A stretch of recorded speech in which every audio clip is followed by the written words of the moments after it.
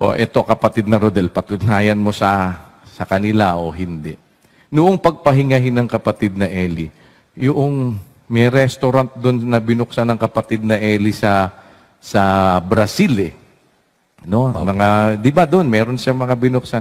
Ba, nung pinagpahinga ang kapatid na Eli, ngayon tinatanong sa akin ni Brad Rodel, paano po ito? Meron po kasing gusto dito na kumuha nito, ituloy daw itong pag-ooperate nito.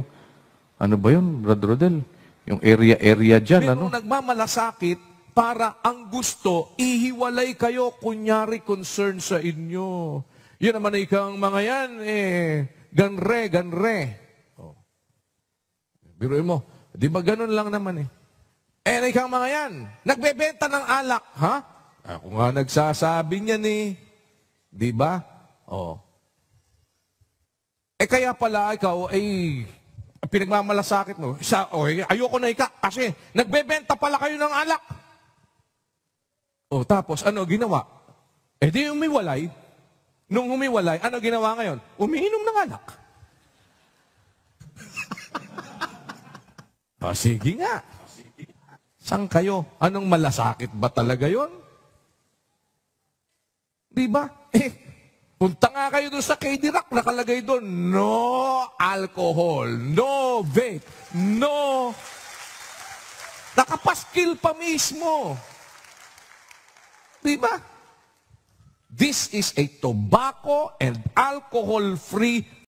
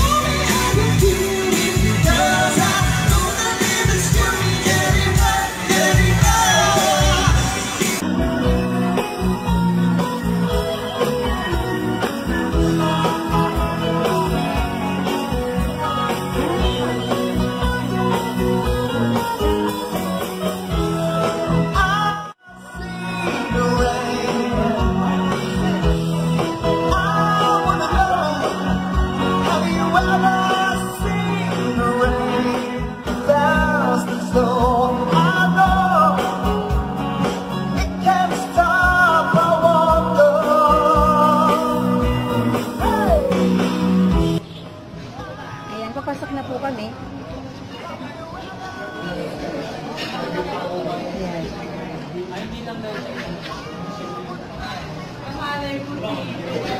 Ayan po si Bidel.